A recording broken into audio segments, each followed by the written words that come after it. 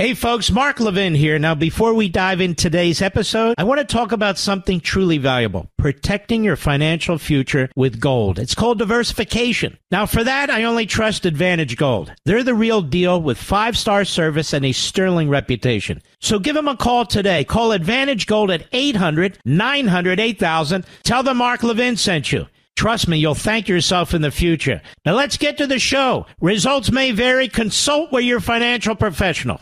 He's here. He's here.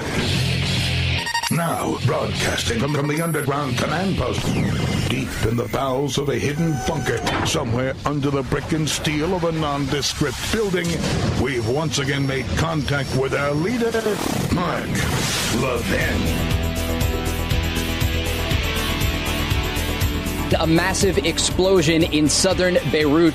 We understand, according to the Israeli military, this was an airstrike targeting a Hezbollah commander that the Israelis say is responsible for the deaths of those 12 children and teens in Majd al-Shams in the northern part of the Golan Heights on Saturday. Remember, this is how all of it began over the weekend. That Iran-made rocket slamming into a soccer field and killing 12 young souls. The Israelis promising that they would respond, and it appears this is the response. Yeah, so Bibi strikes back. Bibi strikes back today at Hezbollah. Where to begin came to mind again today, as we have so much to get through, including the testimony before the Senate with the acting Secret Service director and deputy FBI director, as we continue to work through the debacle that was, and in many respects, you kind of feel like still is, within the Secret Service, within the Federal Bureau of Investigation. We're going to get into all of it. As always, there are two sides to stories and one side of facts. I'm Brian Mudd, in for Mark Levin. You know, with the news flow that's been coming in, I was talking to one of my buddies in the White House press corps recently. Yes, there are actually a couple members of the press corps that don't suck. And we're just talking about the onslaught of news every day and how to prioritize. And I was like, the only thing I can equate it to is hurricane coverage. I'm here in West Palm Beach, home station WJNO. You can catch the Brian Mudd Show, my podcast, by the way, wherever you are. And always stream me as well. And catch me at Brian Mudd Radio socially. But the thing that I equate it to is like hurricane coverage, because when we go in hurricane coverage mode, like I'll go from 5 a.m. in the morning until 10 o'clock at night straight, just doing hurricane coverage. And you just go. And that's kind of like what this has been. And in trying to prioritize where we should start, even given what transpired today on Capitol Hill, the overarching reality is still this, that every single day that Joe Biden is president of the United States, the world is less safe. Every day that Biden is president of the United States, the world is less safe. By the way, ain't getting any safer if Kamala is the president either. This just in. And about that, I'm not so sure that what happened over the weekend was an indirect response to the weakness on the world stage displayed by the vice president just last week. So, yeah, we know that every day that Joe Biden is president of the United States, the world is less safe. We also know that every day Donald Trump was president of the United States, the world was a safer place. Again, two sides to stories, one side of facts. Those are demonstrable facts. So, yeah, today, according to the Israeli Defense Forces, they carried out a targeted strike in Beirut on the commander responsible for the murder of the children in Majd al-Shams and the killing of numerous additional Israeli civilians. Okay, that was their official line on it. Great, because the only way they actually ever stop terrorists is by destroying terrorists. This is something that Israel, with Netanyahu at the helm, still gets. Thank God for that.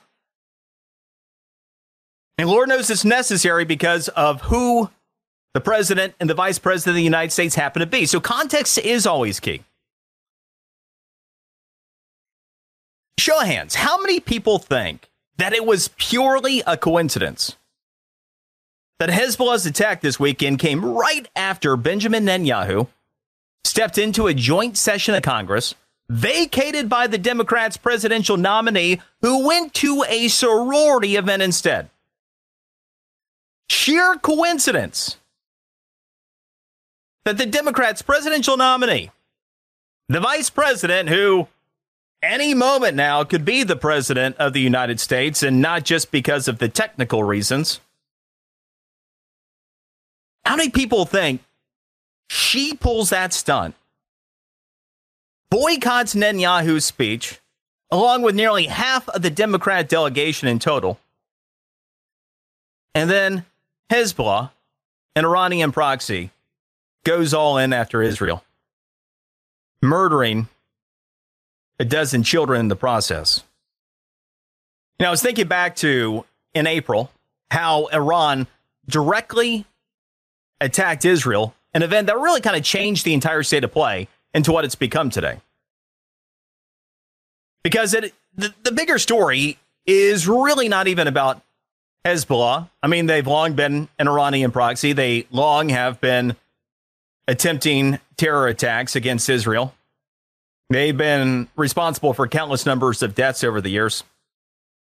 The actual bigger move in all this was the one over the weekend where a NATO country, Turkey, is now threatening Israel's very existence.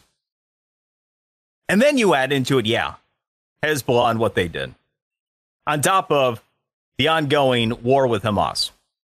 And you have to kind of just take a step back for a second and go, all right, well, would that have ever happened, any of it, if Donald Trump was president of the United States? Hell no. Absolutely not. And of course, Iran is not just Iran. Iran is China. Iran is Russia. Iran is Little Rocket Man in North Korea. Iran is Cuba. Iran is Venezuela, where Maduro just stole another election. Iran is Nicaragua. Yeah, Iran is also Hezbollah. And perhaps you've noticed a trend with the new Axis countries, which may soon include Turkey, along with the Iranian proxies like Hezbollah. They're all bad actors. But they've always, well, I shouldn't say always. Now, Erdogan always has been a bad actor in Turkey. But they've been acting especially and progressively badly since when?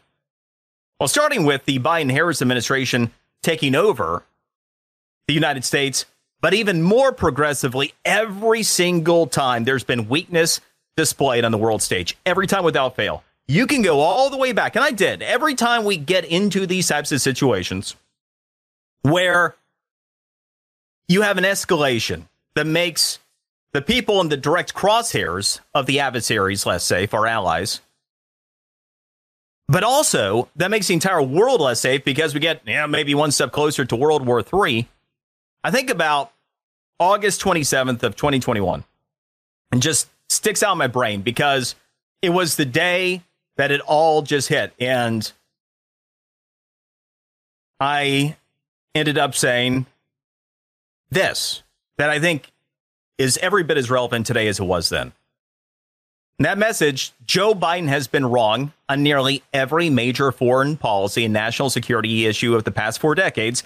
The words of Obama's Secretary of Defense, Robert Gates, that just ring true time after time after time. Because after all, should we really have ever expected that the only Obama cabinet member opposed to the raid that took out Osama bin Laden suddenly start making better decisions? And so my message on that day, almost 3 years ago now, in the wake of the terror attack in Afghanistan, during the failed withdrawal from the country, when it became so clear what was going to happen at that point, not the specifics of it all, but the holy crap, we're going to have a lot of problems from here because of just how unbelievably weak we now look, how weak we are with Biden-Harris at the helm. And I mentioned this. I said prior to a few weeks ago, when was the last time you thought about the Taliban? 15, maybe close to 20 years ago? And prior to a few weeks ago, when was the last time you thought about Al-Qaeda? Well, it would have been when Osama bin Laden was taken out over 10 years ago. Again, remember, this is August of 2021. prior to this week, when was the last time that you worried about ISIS? That would have been about 4 years prior when Trump finished bombing the blank out of them, right? And you notice how when the U.S. took out the Taliban, took out al-Qaeda, their terror attacks on Americans stopped. You notice when Trump bombed the blank out of ISIS, the terror attack stopped here too. And all it took was a few months of misguided policy and incompetent leadership, and we unnecessarily lost 13 American heroes, had untold hundreds, perhaps more, of Americans that were trapped behind enemy lines, that in Afghanistan. Because Joe Biden has been wrong on nearly every major foreign policy and national security issue of the past 4 decades, only now he has the power to make the entire world less safe, and that's exactly what he's done, in addition to destroying the U.S.'s credibility around the world in just a matter of months. Every world superpower has fallen, and we're ignorant. We've learned nothing from history if we aren't aware of what's currently at stake, especially with China standing as a superpower set to supplant us and aligned with all of our adversaries out there. My expectations for the Biden administration were low. I was generally the most concerned for our country that I've been in my lifetime when he became president. But he managed to actually be far worse than I imagined. And in his address following the collapse of Afghanistan, he stated, "We will hunt down everyone who perpetrated the attack." You remember when he said that? We will hunt down everyone who perpetrated the attack. He actually came out and had a somewhat strong sounding statement. By the way, did that ever happen? The answer is no, by the way. We never went back and held anybody accountable there. He never made sure that the people responsible for that terror attack, all we did, we ended up bombing a band of innocent people. So from our southern border to Afghanistan, this country, this world is a less safe place because Joe Biden is president of the United States. He's not competent enough to be the president of an HOA, let alone the United States, but he is, because a dishonest news media didn't properly vet him. That was the other thing that came to mind when I was thinking about this today. How did Joe manage to become president? Well, news media let him hide in his basement, right? They did not properly vet him. What are they trying to do with Kamala right now? Are they not sitting there going, "We got 98 days. Let's just run this clock, baby. Let's go ahead and have, hey, Meta, how about you and all your properties go ahead and censor Trump assassination material? Google, you on this too? Of course. Okay, good. You guys got that. We got our godless, soulless, slanderous news media over here. They'll just talk about the enthusiasm and the excitement for the suddenly brilliant Kamala Harris. We had 98 days. So they're at it again. They're at it again. The difference is, last time, we had way too many Americans that took our freedom and our safety for granted. People went, "Ooh, mean Trump tweets. Gimme Biden." And by the way, that person's a guy. At least biologically. When just that example, it's not, I'm making fun of women there. I'm making fun of the guys who thought the Trump tweets were mean and uncouth, and so they had to have Joe Biden. That's how clueless and how weak this country became, how ignorant people became. It cannot happen again. It has been so crystal clear where this thing has been heading for 3 years. What happened after Afghanistan? Russia invaded Ukraine. China completed the takeover of Hong Kong, turning their sights on Taiwan and the Philippines. Hamas carried out the largest attack on Jews since the Holocaust, bringing about the Israel-Hamas war. ISIS regained the size and strength earlier this year to carry out a highly sophisticated terrorist attack, claiming the lives of over 130 innocent people in Moscow. And now over the weekend, we saw Hezbollah murdered 12 innocent Israeli children, and Turkey come out and say, yeah, and we're considering invading Israel.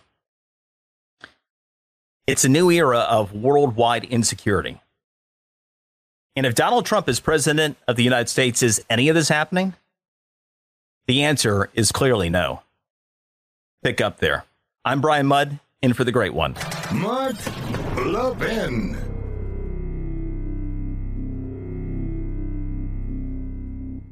You know, folks, we're living in unprecedented times, and September 18th could be a watershed moment. With President Trump's sentencing approaching, we're facing potential political upheaval, which could create some dangerous market and economic chaos. That's where gold and diversification come in. Gold has always been one of the ultimate safe havens in times of turmoil. And when it comes to gold, I only trust one company. I've dealt with many. That's Advantage Gold. They're a 5-star American company that I recommend to everyone. They're the experts in helping Americans protect their money with gold and silver using existing retirement savings with zero fees. So call Advantage Gold today at 800-900-8000 and they'll send you a free gold investment kit to help you get started. Tell them Mark Levin sent you to see if you qualify for $1,000 in free silver. Don't wait until September 18th. It's already here, folks. Call 800-900-8000 for your free gold investment kit from Advantage Gold. That's 800-900-8000. Tell them Mark Levin sent you. Performance may vary. Always consult your financial tax professional.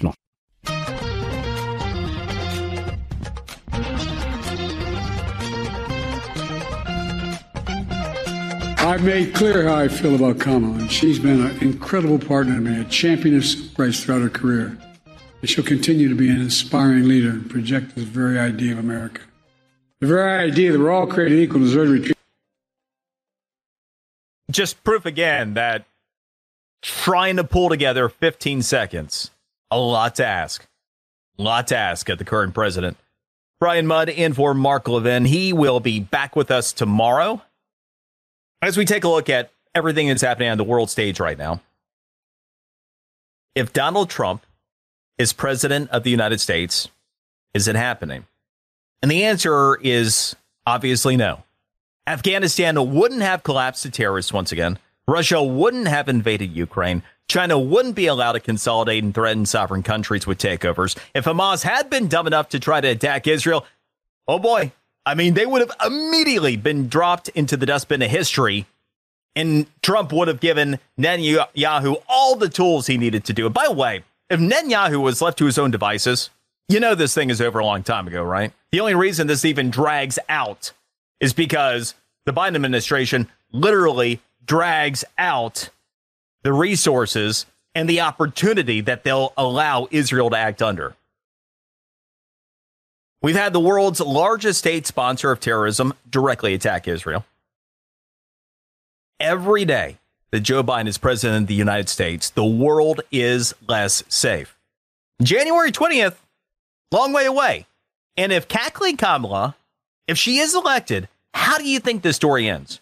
You know, the election is about a lot of things, but right at the top, it's about the ability to elect a man who can, who did, and if he simply is elected, will restore relative peace and sanity to the world just by sitting in the Oval Office, because all of these bad actors, all of them know that he would bomb the blank out of anyone who does anything stupid.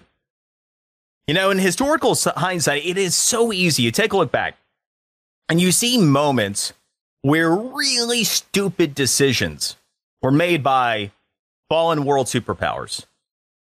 And you think, why in the world would they have ever done that? And then you think about the current state of affairs in our country right now. As we're teetering on the brink of a full-fledged war in the Middle East, one that Turkey is now angling to join. And what has the left been busy trying to do here in this country? Oh, that's right. The lawfare against Donald Trump. Trying to take him out with things like Stormy freaking Daniels NDA payments. That's what we're up against this year. This is the most important election of our lives.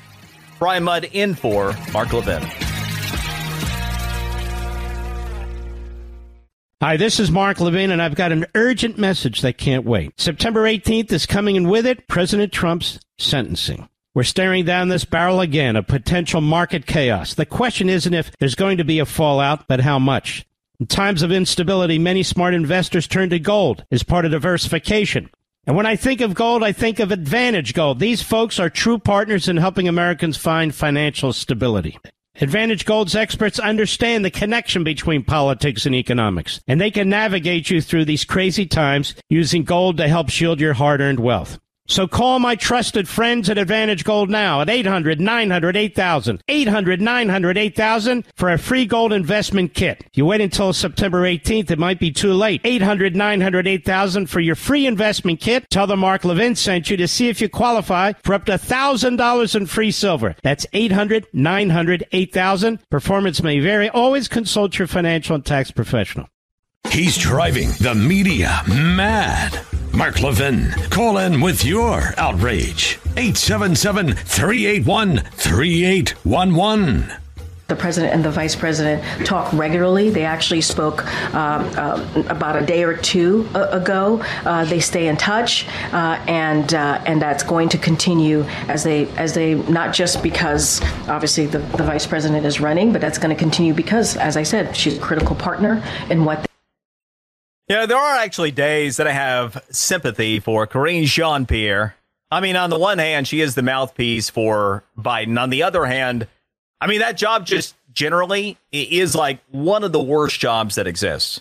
And if for no other reason than even if you agree with the person you're representing, you never actually get to speak for yourself, right? And so you're always having, and when you are the mouthpiece of the debacle that is the current president of the United States, I was thinking when he resigned, the second person I thought of when Joe Biden gave up the ghost was her. And I'm thinking she's got to be like the most relieved person in all of this.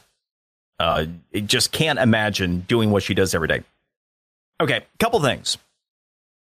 Harris is constant contact with Biden. They're really on the same page here. And she's still very much an important part of the process every day.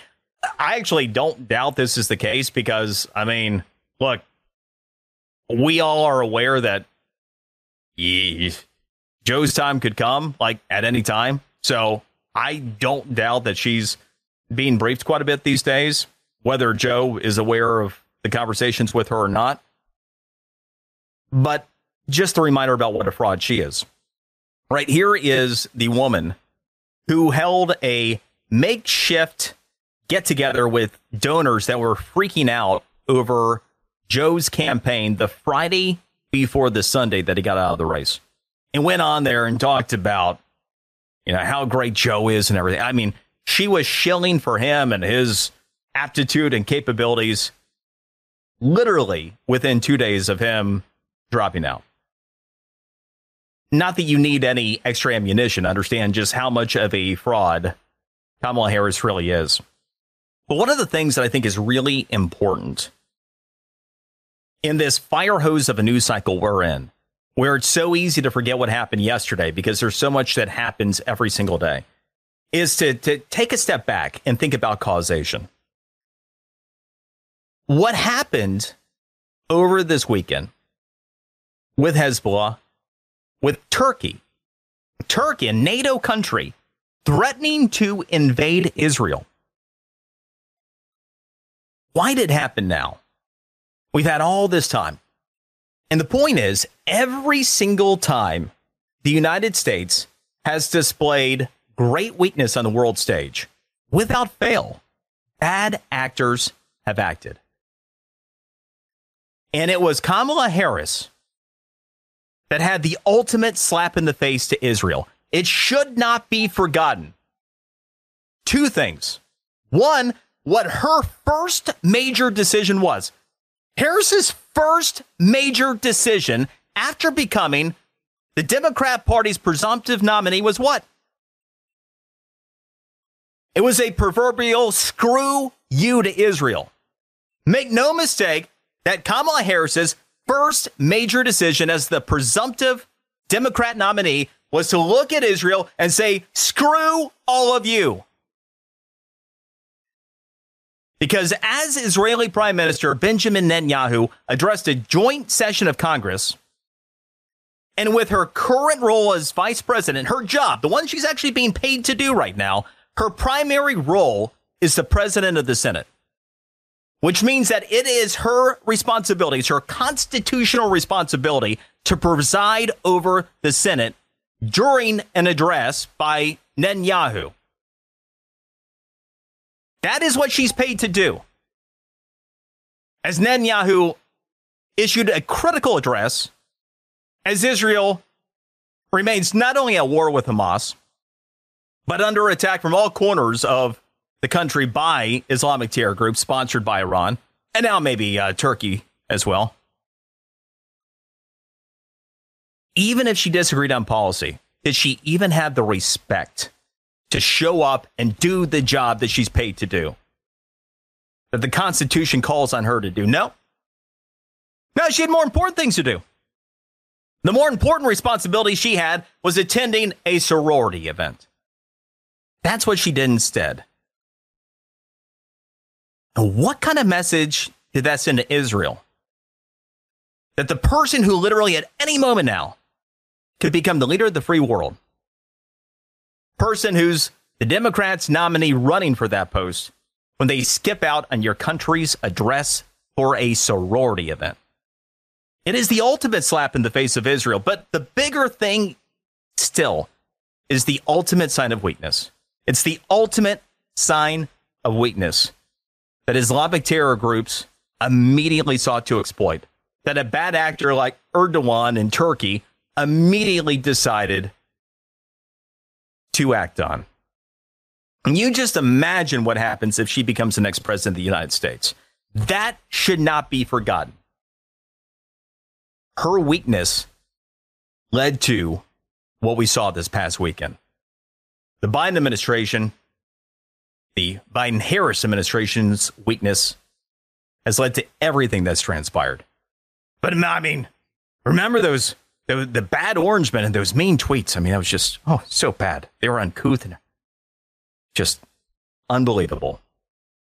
So many people are just, But hey, the good news is that Bibi is still a badass. And as he responded today, he still does what he's able to do. And he did still, in that boycotted address last week, have one of the all-time great messages when he took on the protesters, which really was Harris as well when you think about it, right? Because even though she didn't have the courage like most of the other Democrats who weren't there and say, at least the other Democrats said they were boycotting. I mean, they might be anti-Semites. They might be extremely misguided individuals, but at least they're intellectually honest. I mean, there's something respectable about that. Rather than say, I had a previously planned event, and that event is a sorority event. Netanyahu's message, again, it was this. I have a message for these protesters. When the tyrants of Tehran who hang gays from cranes and murder women for not covering their hair are praising, promoting, and funding you, you have officially become Iran's useful idiots. Some of these protesters hold up signs proclaiming gays for Gaza. They might as well hold up signs saying chickens for KFC. All-time great line right there, by the way. These protesters chant from the river to the sea, but many don't have a clue what river and what sea they're talking about. So there you go. Just imagine how quickly we can get out of this mess if you have the American badass with Israel's badass. They'll clean up stuff and quick. And Trump says, that a lot of this stuff will fix itself before he even takes office again. Kind of like things were righted before Reagan ended up taking office. There's a lot of reason to think that would be the case. All right, let's go to Patricia in D.C. Right there in the swamp. Patricia, welcome to the show. Oh, well, it's good to talk to you. Well, I'm afraid of having Biden finish his term, too. But she'll automatically become president if they use this 25th Amendment, or if he did resign. And wouldn't it be a lot harder for Trump to win if she became president?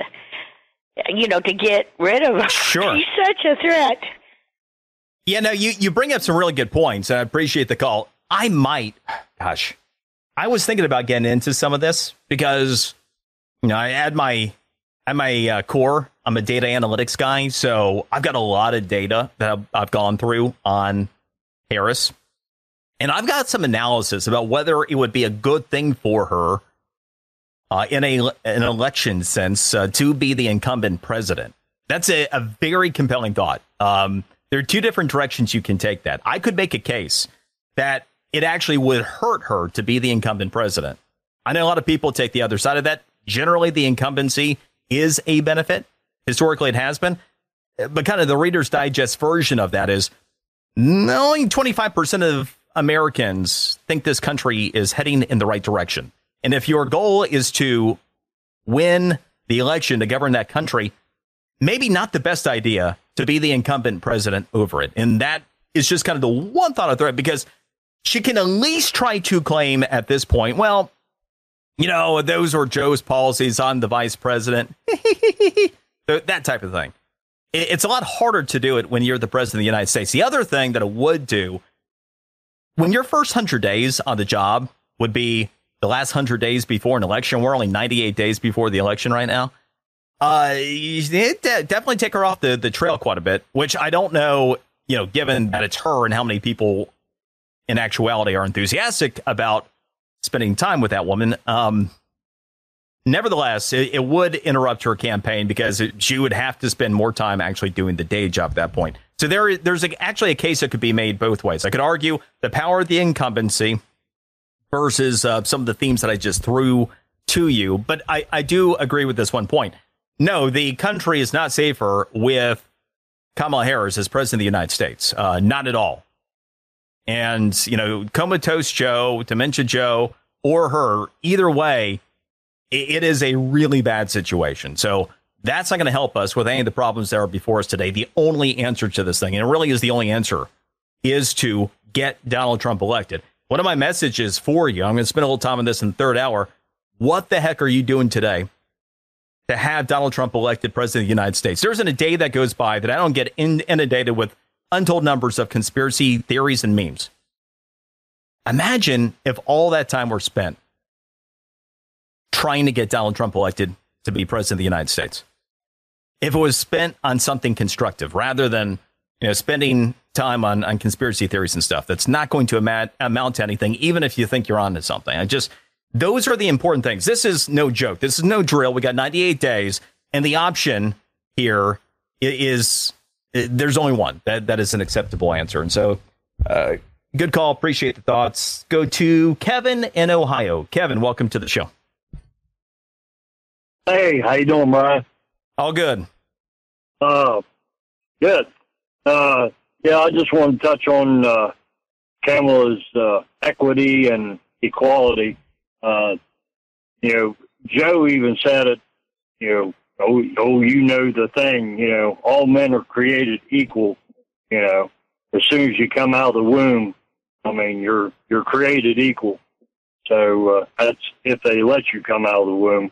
But that's an important point these days. She's got so much equity, and I'm just a truck driver. I just wonder how much she's going to let me be equal to her. Yeah. Well, all you got to do is you just got to be one of the white dudes for her, and I'm sure it'll be great. You know, just get on there and do one of her like Zoom deals, and it'll all be great. I'm sure she'll take great care of you. Great policies for you. Will really look after you. I mean, there might be like a recommended sex change operation or something that's involved in that process. Yeah, I mean, you never know what direction it's going to go, but that's all you got to do. It's in the grand scheme of pathetic pandering. By the way, white dudes for her. I just appreciate the call. Keep on trucking, Kevin. Let's go to Ron in Wisconsin. Ron, welcome to the show. Hi, Brian. I agree with your analysis that when our leadership is weak, countries take advantage of us. I'm 68. I remember when we actually were taught American history, they taught us that one of Hitler's influences why he thought he could take on America was he saw how weak we were portrayed in Grapes of Wrath. So it's not something new.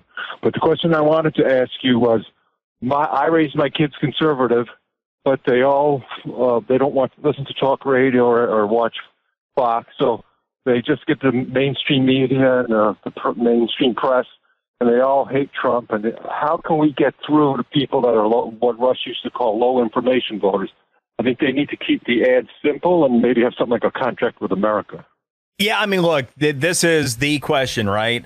And one of the other directions I was thinking about going, again, we got so much news here, I'm probably not going to get to it, is you had Vivek Ramaswamy say that during the Republican convention that Gen Z is going to save this country. And I actually think he's onto something here.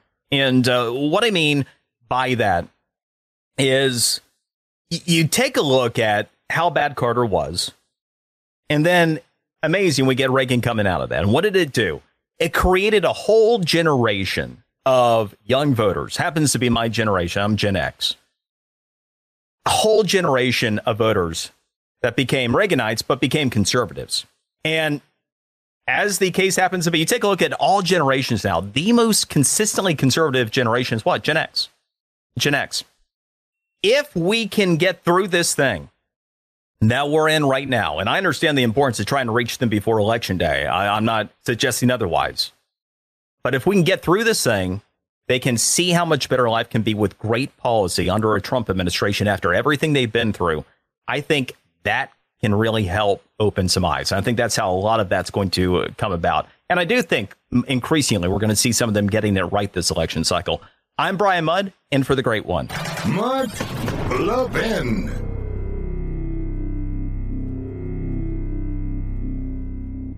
You know, folks, we're living in unprecedented times. And September 18th could be a watershed moment. With President Trump's sentencing approaching, we're facing potential political upheaval, which could create some dangerous market and economic chaos. That's where gold and diversification come in. Gold has always been one of the ultimate safe havens in times of turmoil. And when it comes to gold, I only trust one company. I've dealt with many. That's Advantage Gold. They're a 5-star American company that I recommend to everyone. They're the experts in helping Americans protect their money with gold and silver using existing retirement savings with zero fees. So call Advantage Gold today at 800-900-8000 and they'll send you a free gold investment kit to help you get started. Tell them Mark Levin sent you to see if you qualify for $1,000 in free silver. Don't wait until September 18th. It's already here, folks. Call 800-900-8000 for your free gold investment kit from Advantage Gold. That's 800-900-8000. Tell them Mark Levin sent you. Performance may vary. Always consult your financial tax professional.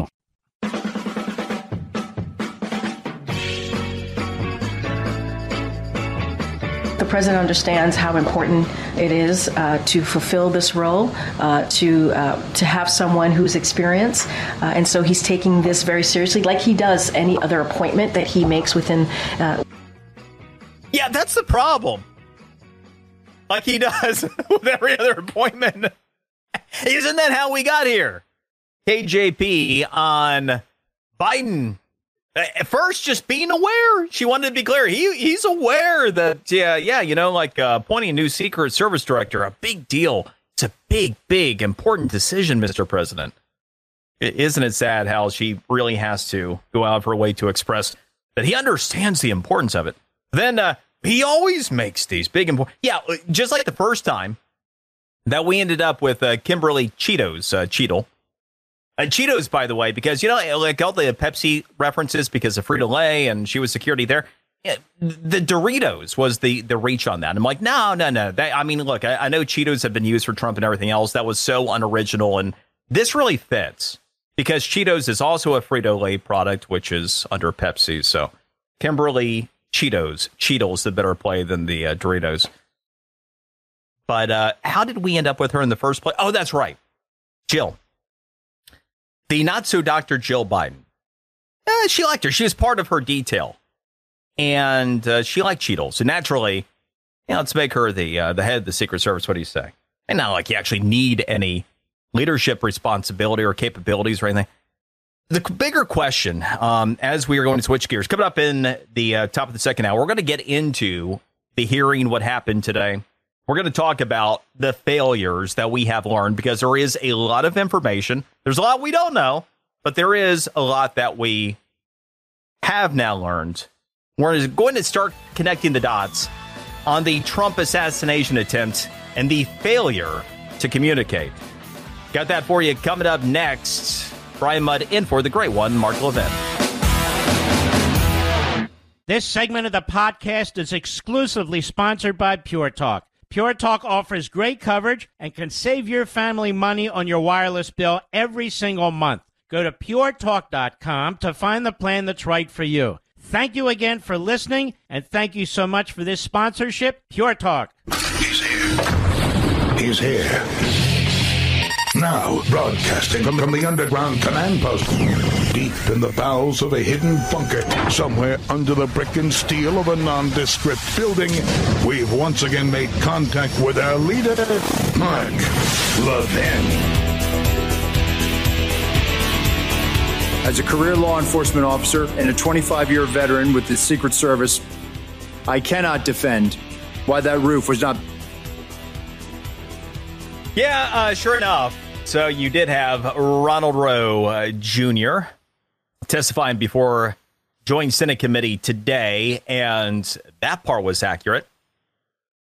He also, no doubt, more responsive, a bit more transparent than Cheadle, but still there are a lot of questions. We're going to dive into all of it. The Trump assassination at this point, we are led to believe was a failure to communicate. And it really does look like, among the many failures, communication right at the top. Brian Mudd in for Mark Levin. Mark will be back with us tomorrow. And just trying to tee all this stuff up, the first thing that kind of came to mind was, but wait, there's more. Because every time we've learned something new about the Trump assassination attempt and the various security failures associated with it, it does get worse. You know, most people are familiar with the expression, the emperor has no clothes. And you know what that statement implies, right? Not as many familiar with its origins. You know, kudos to you. You get some bonus points here if you know the original reference. It was in 1837, you know, when Joe Biden was just a young lad. So in 1837, when Joe was just a little guy, Hans Christian Andersen brought about the timeless phrase in the story, "The Emperor's New Clothes." In the plot of the story, if you're not familiar, you had a particularly pretentious emperor who was taken in by two alleged tailors who would create clothes for the emperor that only the wise could see. Now, in reality, the emperor is naked, spends the balance of the story kind of gallivanting around in his birthday suit. But, I mean, he was the emperor, so you didn't really have people that were comfortable questioning him about his clothing choices or the lack thereof. And that was until the end of the story when a young boy innocently spoke up saying, "The emperor has no clothes."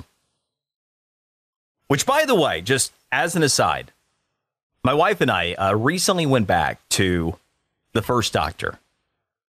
Like back in the day, I was a fan of Doctor Who.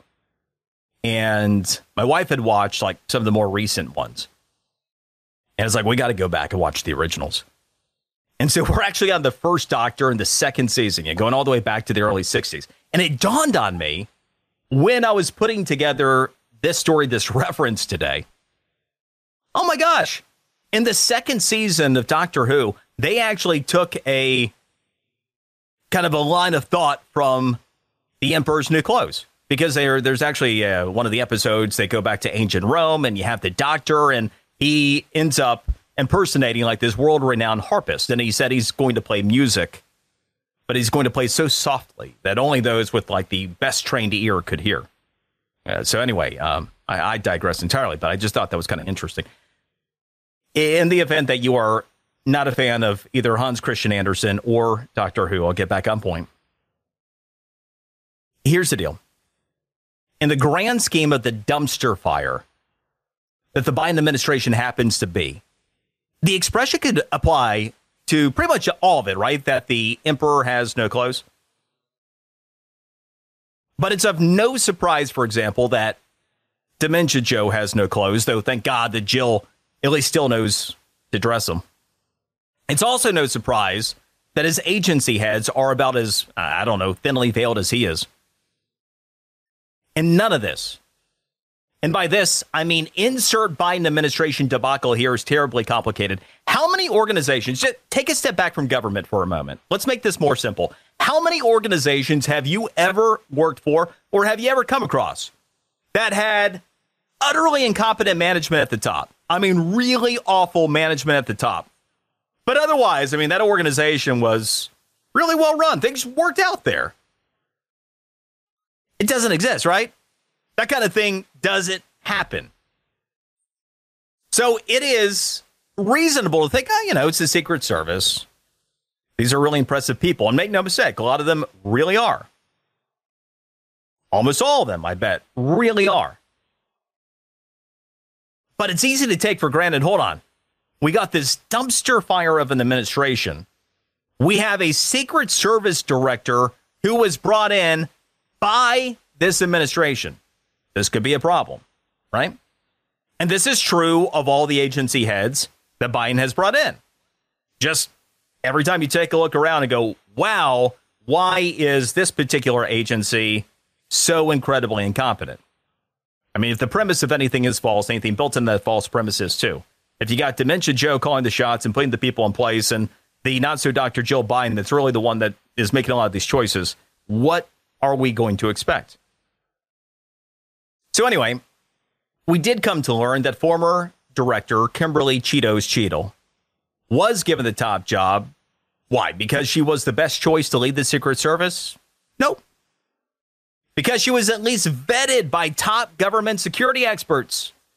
No, she got her post because she had been part of the not-so-Dr. Jill Biden's detail. And you know what? Jill really liked her. Jill really got along with that Cheadle. And because her top advisor, Anthony Bernal, who likewise has no national security or law enforcement experience, he really liked her too. And so that's why when the conspiracy theories following the assassination attempt immediately went flying, I instead offer this. And I offer this to my audience the Monday following the assassination attempt.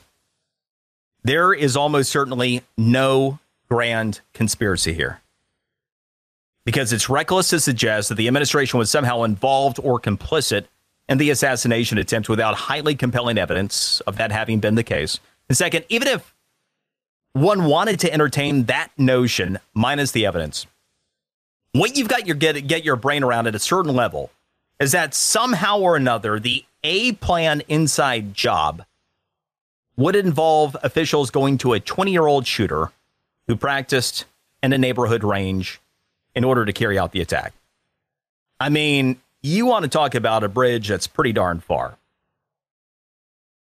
And after all, look, when there are real conspiratorial assassinations that take place at that high of a level, say, for example, and this is just surely hypothetically, of course, but let's just say that you accidentally get a little too close to the Clintons, for example. I mean, wow, there can be some ditches that, and you know, those D.C. streets, I mean, they are pretty dangerous. You never know when you're just going to get shot in the back. Right? I mean, just hypothetically, of course. When you have real conspiratorial assassinations that take place, these people are so good at what they do. They're able to take someone out in a maximum security facility under 24/7 supervision without any trace of an assassin to be found, and can even make it look, oh, look, it was a suicide. That's how good these people actually are. 20-year-old kid training at a neighborhood range, taking out Trump. I mean, come on now. Come on, man. Now, as for an initial explanation as to what went incredibly wrong, after working sources, I ended up at this place. I offered this to my audience the Wednesday following the assassination attempt. The size of Trump's rallies obviously require extensive security, far beyond what's historically been needed to provide adequate security for either a former president and or that of a presidential candidate. When Donald Trump was president, he had the level of Secret Service detail that was sufficient to more effectively cover his massive rallies. But when he became a former president, well, his detail was dramatically scaled down to the size former presidents historically have received.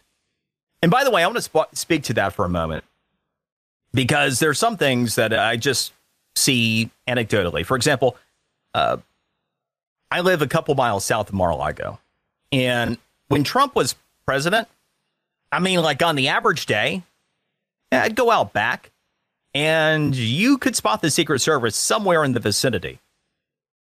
They were around a lot, not just right there on site at Mar-a-Lago, but the surrounding area. They had a presence. And once he was no longer president, I mean, could go a month or more without seeing any of the Secret Service detail in the surrounding area. Mar-a-Lago, you'll always see them there. But just anecdotally, what I could tell you, the night of the assassination attempt, that night, helicopters coming in all night.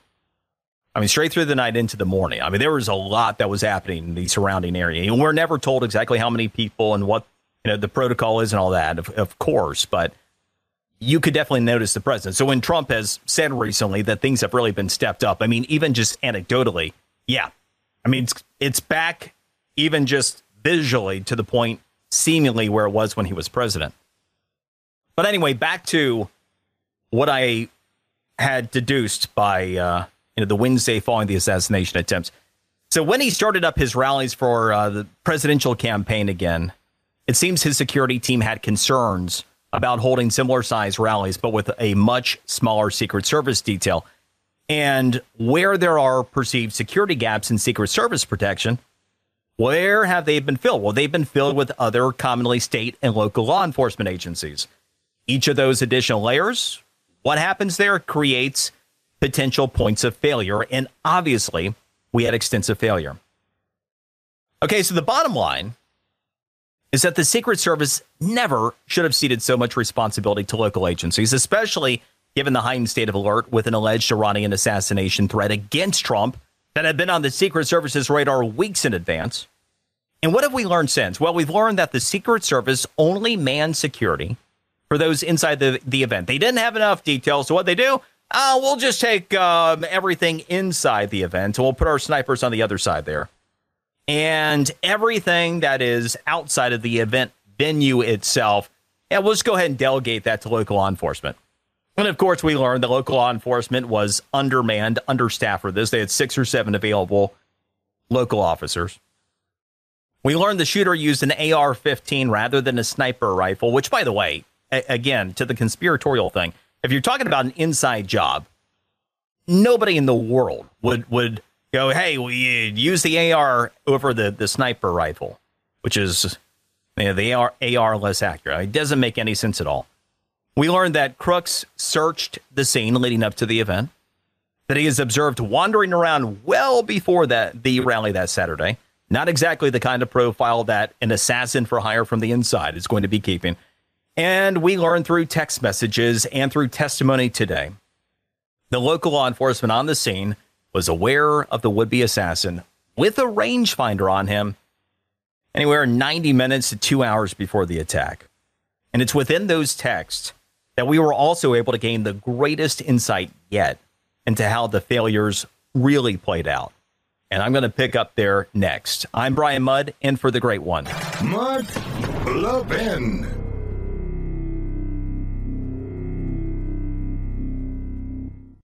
I'm going to let you in on a little wireless trick that can cut your cell phone bill in half every single month. Other major carriers want you to believe you need unlimited data so they can overcharge you. Here's the fact. Most of you are buying way more data than you'll ever need and you'll ever use. Pure Talk, my cell phone company, only charges you for data you actually want. Listen to this. For $25 a month, you can get unlimited talk, text, and 5 gigs of data plus mobile hotspot. Do you know what you can do with 5 gigs of data? You can browse the internet for 135 hours, stream 1,000 songs, or watch 10 hours of video. Folks, stop overpaying for wireless. Get 5G coverage with Pure Talk. Go to puretalk.com/Levin. That's puretalk.com/LEVIN. Switching is painless. It's easy. There's no contract, no activation fee. You can even keep your phone and your number. Again, that's puretalk.com/Levin, puretalk.com/LEVIN, and you'll save an additional 50% off your first month on top of all the other savings when you sign up with Pure Talk.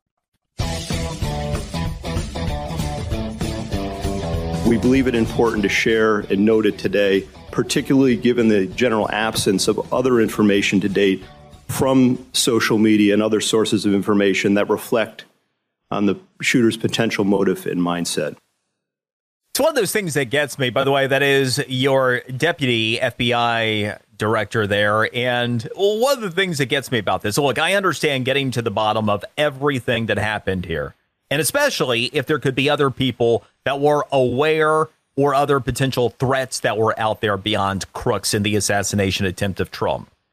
In today's testimony, you had the acting director of the Secret Service. You had the deputy secretary of the FBI, and you had this joint session of Senate committees that were being held here. The one thing about the whole motive deal that does get me, as they brought forward information that it looks like Crooks might have had some social media accounts back in 2019 and 2020 with some pretty extreme stuff, anti-Semitic stuff, among other things. They're still trying to verify if it was him or not, but whatever. We know what the motive of Crooks was. It was to assassinate Donald Trump, right? I mean, it's like, well, we're really trying to figure out what the motive was to assassinate Donald Trump. Okay, so yes, work on everything else, but he wanted to do that. He wanted to accomplish that. So, yeah. Now, as we're unpacking things, Brian Mudd in for Mark Levin. He's back with us tomorrow. We've been able to gain the greatest insight yet into how the failures played out. And the texts were a big part of that. The testimony on back of those texts was a lot. And actually, an interview with some of these local Butler County, Pennsylvania law enforcement personnel that were there that day. ABC News ended up doing a piece with them. That was really instructive as well. So we've learned that Crooks identified in a group text chat. So the first thing is, there was a group text chat that was going on, but only with the local law enforcement folks. The Secret Service was not part of that. Why? Well, that would be a good question in terms of a failure to communicate here. We learned that in this local law enforcement text chain, you had Crooks that was spotted well in advance of the attack as a kid who had a rangefinder looking towards the stage by local law enforcement. In fact, an officer took a picture of him, shared it with the group in that text chain, and said, quote, "If you want to notify SS snipers to look out, I lost sight of them." That was kind of like the first thing. Now, like, hey, guys, better get the Secret Service on the horn, like, right now. If you want to, if you have some time, got nothing better to do. We're only out here, providing security detail for the former and future president of the United States. Hey, you guys get around to it. You might want to do that, And again, it's not my goal here to condemn the local law enforcement folks. Just, if you're talking about the sense of urgency, right? You start looking through the failures, if you want to do that. We learned that two members of a local sniper team, in response to the picture and to that comment, said, "Roger that," with the thumbs up. But, well, they didn't get around to contacting the Secret Service right away. And about 30 minutes before the attack, they did, but they only said that he was a suspicious person. Just keep an eye out for him because they kind of lost track of him. So, hey, just want to keep your eye, a suspicious person here. And the Secret Service apparently had multiple suspicious people they were keeping eyes out for. It wasn't on their radar necessarily, the sense of urgency that maybe should have been there as we continue to look at these failures to communicate. So I'm going to pick up there. We'll continue to put the pieces out. Brian Mudd in for a great one, Mark Levin. I'm going to let you in on a little wireless trick that can cut your cell phone bill in half every single month. Other major carriers want you to believe you need unlimited data so they can overcharge you. Here's the fact. Most of you are buying way more data than you'll ever need and you'll ever use. Pure Talk, my cell phone company, only charges you for data you actually want. Listen to this. For $25 a month, you can get unlimited talk, text, and 5 gigs of data plus mobile hotspot. Do you know what you can do with 5 gigs of data? You can browse the internet for 135 hours, stream 1,000 songs, or watch 10 hours of video. Folks, stop overpaying for wireless. Get 5G coverage with Pure Talk. Go to puretalk.com/Levin. That's puretalk.com/LEVIN. Switching is painless. It's easy. There's no contract, no activation fee. You can even keep your phone and your number. Again, that's puretalk.com/Levin, puretalk.com/LEVIN, and you'll save an additional 50% off your first month on top of all the other savings when you sign up with Pure Talk.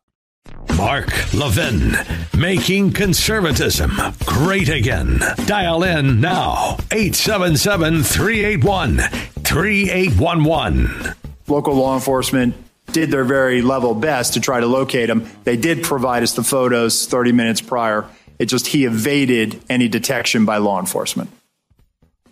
What? Oh. But yeah, you talk about it getting worse, whatever it is, as we get more information. So, yeah, that Ronald Rowe Jr. there, the acting Secret Service director, saying this 20-year-old guy, we got a heads up. Now, we know that well in advance of the 30 minutes prior to the attack that the Secret Service was notified about Crooks being a suspicious person, that the local law enforcement folks were there. What? But he evaded law enforcement. We got a 20-year-old kid, no professional training, and he's able to evade the Secret Service and the local law enforcement folks that were only tasked with providing security for the former and future president of the United States. Got it. I mean, that is, yes. Wow, that makes you feel warm and fuzzy and good inside, right? So as we continue to unpack the facts that are coming into focus, the details from the assassination attempt of Donald Trump, we had this text chain. First things first, just got to take a couple steps back. Brian Muddy in for Mark Levin. If you go a couple steps back to the beginning, you have the Secret Service that was understaffed effectively for the size of the rallies that Trump has had. He was given standard former president Secret Service detail. His rallies are far beyond that. And so where you have had these discrepancies, where you have not had enough security protocol, they've been filling in all the gaps with state and local law enforcement agencies. Every one of those represents another point of failure. And one of those big points of failure, communication, as we've seen. Because what did you have here? You had the local law enforcement folks that were given everything outside of the perimeter of the event venue itself where people went through security. Everything outside of that was totally handed over to local law enforcement, and they were only communicating among themselves. And in that communication, you had an officer take a picture of Crooks well in advance. You had him send a note that said, well, if you want to notify Secret Service snipers, indicating that, well, you know, I mean, if you get around to it, the sense of urgency not exactly being there. We know that it did take them a long time to eventually communicate that there was even a suspicious person that they lost sight of. So then you take a look at the next level pieces of this thing. Another message that was sent in this text chain was call it into command and have a uniform check it out. Okay, so now when you have this suspicious person, when you have Crooks, the picture taken of him, you have a sniper, a local law enforcement sniper who's lost sight of him. You have the message that's eventually sent, call it into command and have a uniform check it out.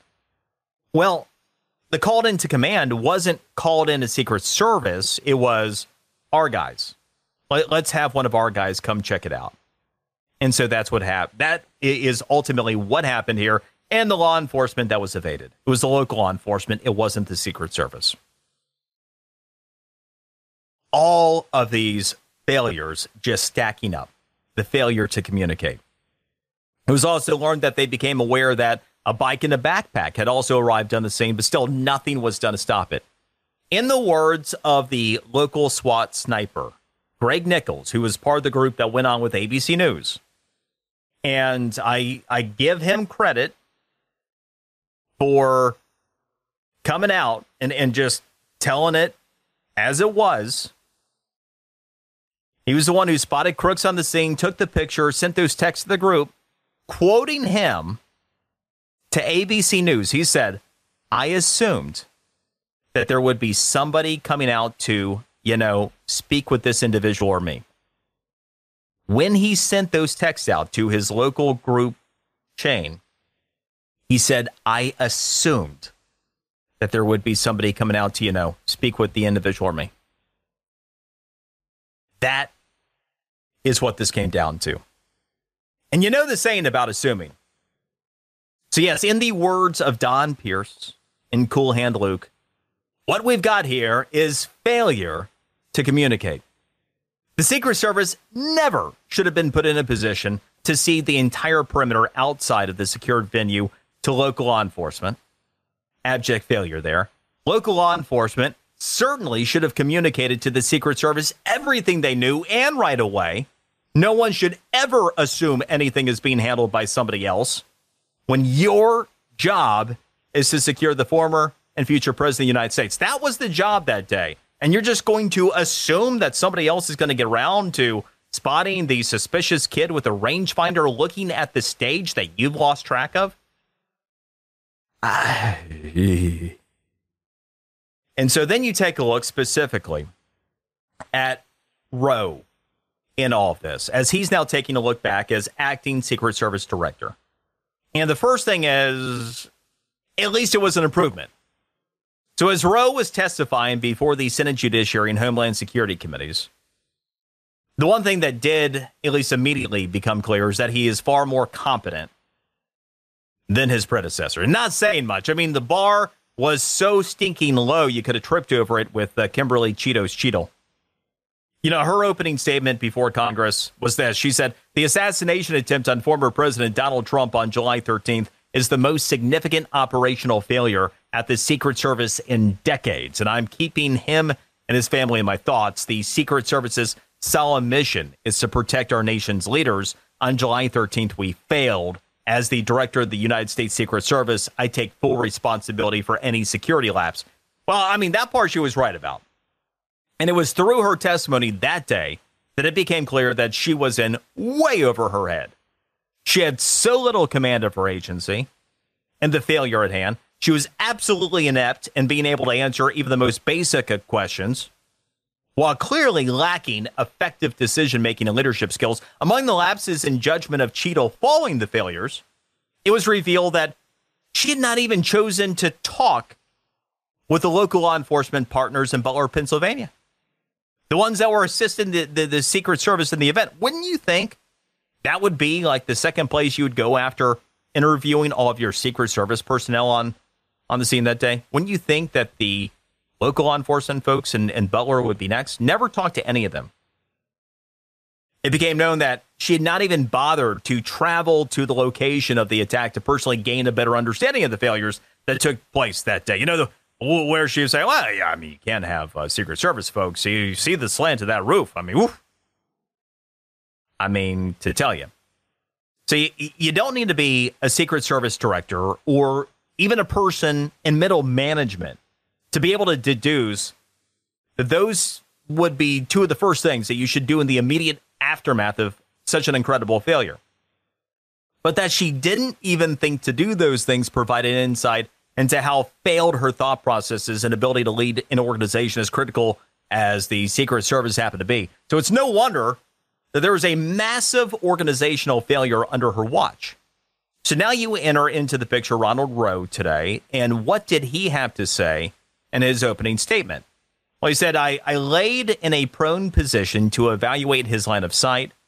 What I saw made me ashamed. As a career law enforcement officer and a 25-year veteran with the Secret Service, I cannot defend why that roof was not better secured. So obviously, the first thing he did, the things that Cheetle didn't do, and that's a start. That's a start. And rather than waiting 60 days for a government report to come out to potentially make significant operational changes, which, by the way, is what Cheetle indicated during her hearing that she intended to do. She was not going to make any changes until, well, we got a report. This is a government agency, and we'll have a government report, and then I can read the report, and then I mean, you got to be kidding me. Roe was on the ball when he stated this. He said, I directed our personnel to ensure every event site security plan is thoroughly vetted by multiple experienced supervisors before it's implemented. It's clear to me that other protective enhancements could have strengthened our security. And among the immediate improvements in operational structure, he's already directed the use of drones and the ability to assess and surveil sites and opening lines of communication with local law enforcement. Big one there, making sure that they have open lines of communication with local law enforcement. So the two very basic things, aside from just not having enough Secret Service detail there to begin with, the two very actionable things that are obvious at this point, he did do right away. And that's more than what Cheadle had done. Use of drones, communication with local law enforcement in these matters. So, for example, we don't end up in another situation where we have the local law enforcement agency sharing text about a subject with a rangefinder staring at a stage that a former and future president is getting ready to go on, that they kept to themselves. But they never really communicated to the Secret Service. And that they just kind of assumed, somebody who read that text chain would get around doing something, Or that you have local law enforcement confronting the subject on a roof with a line of sight to the former and future president of the United States, stating on radio that he has a long gun 30 seconds before an attack. This is something else we have learned now. So we had reports pretty early on that you had local law enforcement interdict, and you had one of the officers that got on the back of another officer's getting up to that roof, pulling himself up, and Crooks wheels around with his gun, points it at him. He backs down, falls off that roof, and then seconds later, the attack is carried out. So now we know it was 30 seconds. And we know that the officer who got up there to the roof saw that he had a long gun, called it in. He was on his radio with that 30 seconds before an attack. But again, that was only with local law enforcement. The Secret Service on site never heard that. Just so many things that are absurd, outrageous. Rowe also offered up this. He said, if this investigation reveals that Secret Service employees violated agency protocols, those employees will be held accountable to our disciplinary process. Well, bingo. Identify and immediately fix the failures in the system now. Let the investigation determine individual accountability measures. I mean, that is how more credible leadership is done. So Ronald Rowe Jr., who wasn't promoted to Secret Service director because Jill Biden and her assistant liked him, appears to at least be a little bit more incompetent in the job. However, you do also at the same time get the feel of the bureaucracy that comes into play, because this was a relevant point that was brought up multiple times in the hearing today. Josh Hawley in particular was the one who gained the most attention for how fiery he was about whether he had fired anyone yet. And the answer was no. And does he intend to fire anyone? And the answer to that is maybe. When he was pressed, he said time and again that he would let the investigation play out before he would hold individuals within the Secret Service to account. And the one thing that does do, even though Rowe was a lot better than Cheadle, is it illustrates yet again the vast differences in the real world, like your workplace, and the government world that you fund with what you do at your workplace. Because there is no analogous example of a failure in your work that stacks up to the stakes of the Trump assassination attempts. But imagine for a moment, whatever it is that you do, just imagine the grandest possible failure at your workplace took place. How long would it take for whoever is responsible, whoever presided over that abject failure, to be fired? But in the swamp, which extends to pretty much every government organization that exists, now we do wait for reports to be produced to see who specifically should be held personally accountable. Well, I mean, we did take action to fix the issue, but the personnel, well, we need that government report. And just Brian Mudd in for the great one. Mark Levin.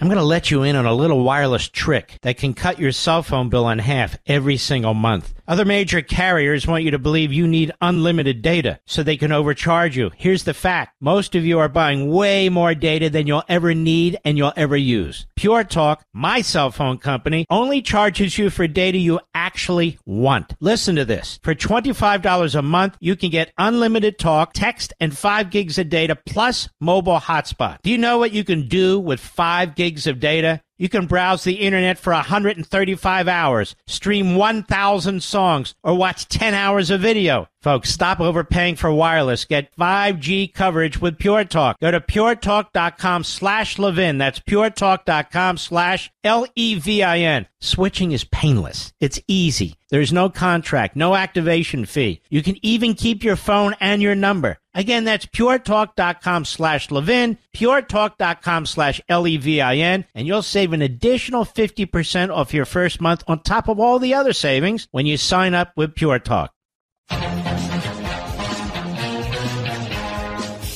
Thanks to the Biden-Harris administration, we will now, over the course of the next 5 years, connect every one of those 276,000 homes and businesses to high-speed internet. That is Josh Shapiro, and boy, that's Biden's big accomplishment right there. I was taking a look. He's hitting the campaign trail for Harris, and boy, isn't that special that they can, not yet, they still haven't, but they're going to connect internet to a lot of homes. Wow. It's taken us 3.5 years, so that sometime in the future there might be high-speed. You know what? Elon Musk has already done it. It's called Starlink. I mean, but this is their big accomplishment. This is what Harris is running on.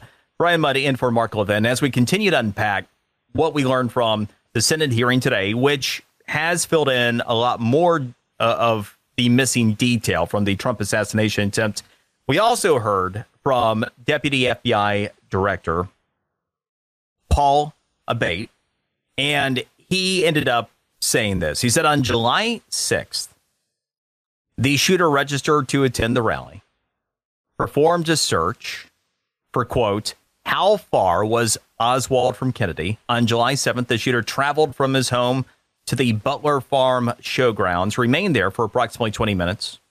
We assess this shows advanced planning and reconnaissance on his part. On July 12th, the shooter traveled from his home to the Clarendon Sportsman Club, where he practiced shooting.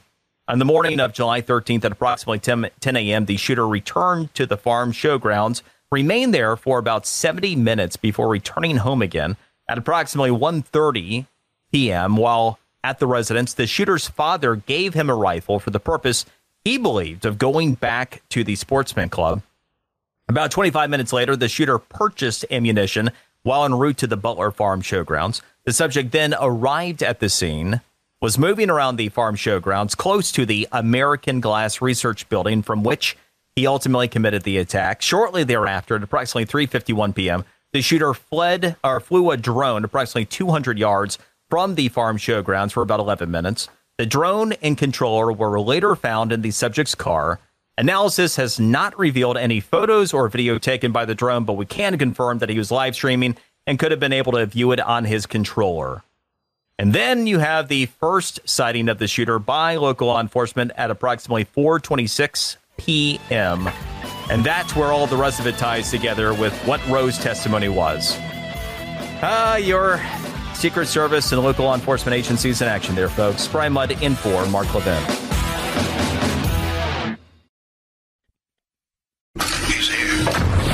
He's here.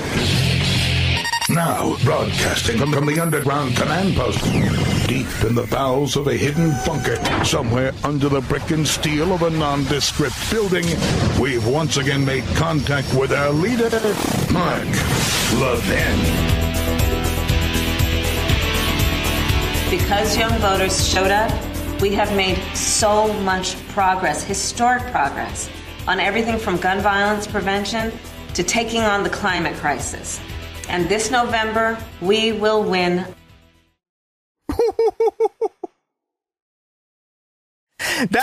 You're reaching into your bag of big. We got some big wins here. We're reaching in and we come up with, we've made just such incredible progress on the climate crisis. in the grand scheme of where you sit today, I mean, Trump could have just shown up and just had his wits about him, and that's all he needed to do to wax the floor with Biden in the debate. But in the grand scheme of missed opportunity, the easiest reach for Trump in that debate is the Reagan, are you better off than you were 4 years ago, right? I mean, it is the easiest reach in the world. How many people feel as though they're better off than they were 4 years ago? So as Harris is talking to a group of young voters, what does she reach into her bag to buy? Man, we have had such incredible progress on the climate crisis. Yeah. What? Which, by the way, if you listen to the climate alarmists, do they feel like progress has been made? So if that is even your big win, I don't think you're going to find a lot of takers on that one. Wow. You really don't have a lot to work with there, do you? I mean, at least there's some kind of realization about that one, I think. So the campaigning, maybe not so impressive, right? You talk about Kamala Harris being propped up by your godless souls and slanderous news media. Everybody's just so excited about her. It's the rebirth. Brian Mudd in for the great one, Mark Levin. You can check out my podcast, The Brian Mudd Show. You can get it anywhere you get your podcast, at Brian Mudd Radio Socially. The host of The Brian Mudd Show out of my home station, WJNO in West Palm Beach. Always an honor and a pleasure to be here with you. Mark will be back with us tomorrow. What we have right now is a presidential reset, right? So when you had Harris enter the race, you had a reset of where this thing was going. You had the godless souls and slanderous news media. It's going, all right, well, at this point, we got under 100 days. From today, it's 98 days until Election Day. Let's just get there, right? We're just going to put the Biden 2.0 into play here, which, you know, the Biden 2.0, they let him hide in his basement in 2020. Oh, he's going to bring normalcy and unity. Yeah. And the media just kind of pulled him through. They're trying to do the same thing again. I don't know that they're going to have the same level of success because, again, that is Harris's go-to about the big successes they've had. And man, if you only give me the presidency, just imagine how much more. If you take a look at the Real Clear Politics polling average, 25% of Americans say, yeah, what we need is more of what we've been doing here. Only 25% of Americans think this country's heading in the right direction, which is remarkable because the single most amazing statistic to me, if you take a look at Joe Biden's approval rating, that to me, if you ever wonder how many people among us are just poo for brains at any given time, the answer in real time is 41% or so. If you take a look at the Real Clear Politics polling average, Biden's approval rating, you come up with 41% right now. Can you imagine being the person that looks around what's been going on, thinks about life in context? You take a look at Joe Biden, you listen to him mumble, and you go, yeah, yes. Give me some more of that guy's sweet political action. Can you imagine how sad your life must actually be to be that person? So yeah, that you actually have 41% of people that will tell pollsters, yes, give me some more of Joe Biden's sweet political action. But even then, a lot of them, when they're asked, yeah, but are things heading in the right direction? Even they're going, no. No. Because, as I've always said, you can lie to people about policy, and those who are inclined to go along with it or to believe you, they might buy into it. But you can't lie to people about what is or isn't in their wallet because they know. You also can't lie to people about whether they've been victims of crime. They know. These things are real. As we take a look at the presidential reset, though, a couple things I wanted to bring into focus. One is the 2 percentage points of separation. Often perception and reality are in two different places, right? So how big of a swing do you think there was in this election cycle from the moment before the presidential debate on June 27th and where we were when Biden exited the presidential race? As bad as that month was for Biden, from the debate until the time he called it a day, how big of a move do you think there was? Because a lot of times things feel differently than they actually are. And first and foremost, there are just not that many persuadable people politically these days. Again, if you have 41% of people, give or take, that actually approve of Joe Biden in his current comatose state, I mean, those people obviously are not persuadable in the least towards Trump, right? So you got to start taking a look at the view of the possible. How many people can you really work with here? So then you take a look at how many people actually did move. How many people took a look at Joe Biden and are like, I just can't do this, and moved over to Trump? The answer from that debate until the time that Biden got out was actually just 2%. The polls, on average, only moved 2% in Trump's direction. That was it. As bad as things were for Joe. So now that we've had a little bit of time, now that we've had over a full week worth of data to roll in and take a look at Harris as the presumptive Democrats nominee, where are we? Well, essentially, this race is back to where we were before the presidential debate. If you go back to June 26th, the day before the debate, Joe Biden in the betting markets, first let's give you the view of the betting markets. Joe Biden was given a 36% chance of winning the election, according to an average of the betting markets. Right now, Kamala Harris is at 38%. On June 26th, Trump's lead in head-to-head polling nationally was 1.5% over Joe Biden. It's 2% over Harris today. So basically, what we have seen with everything that has happened, you think back over this window of time, everything that's happened following the assassination attempt of Trump, his selection of J.D. Vance as his running mate, the Republican National Convention, Joe Biden's exit from the presidential race, Kamala Harris's ascent to become the Democrats' presumptive nominee, is a reset. It's basically a reset in the race to where we were right before the debate. And there's something that both sides can, maybe feel good about there. First, for Trump, I mean, shoot, he was leading, he is leading, and most of all, he is running considerably better today than he was 4 or 8 years ago.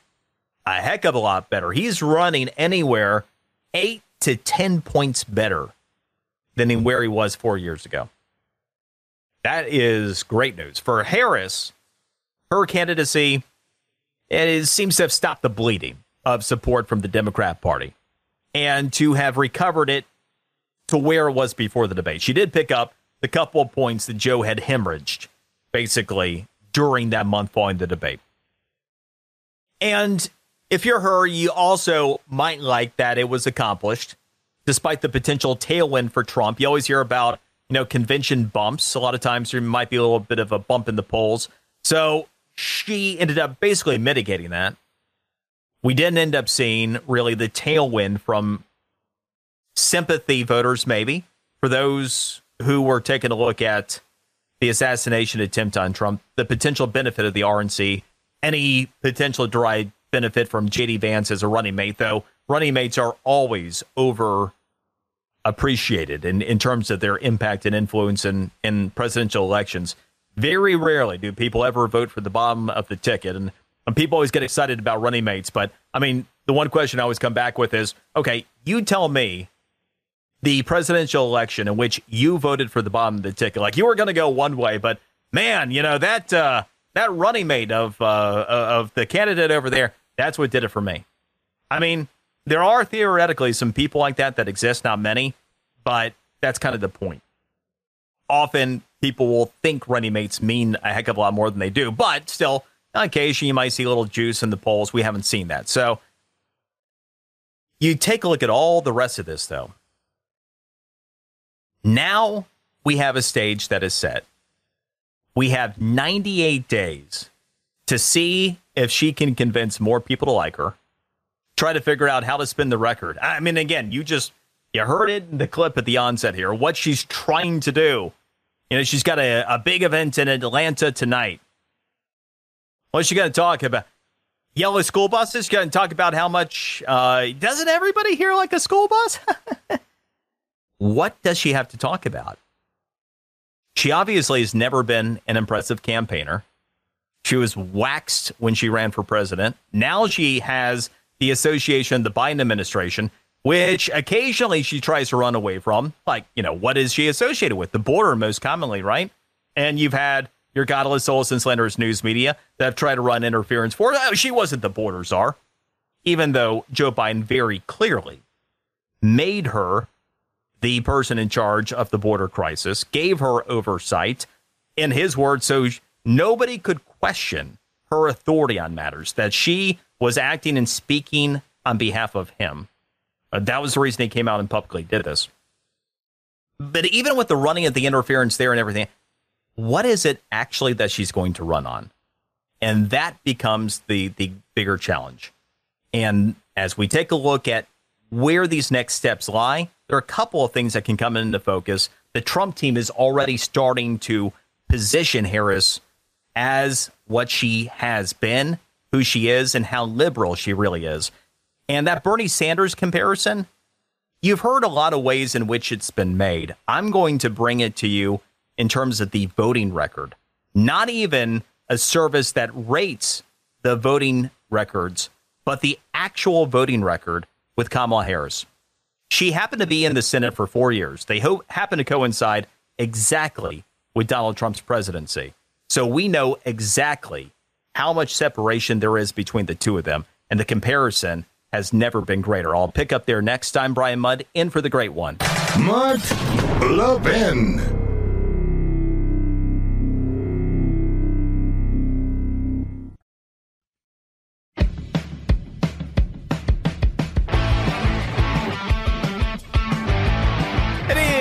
Brian Mudd in for Mark Levin, and I want to break down Kamala Harris's voting record, how liberal she actually is, or what a Marxist really she actually is.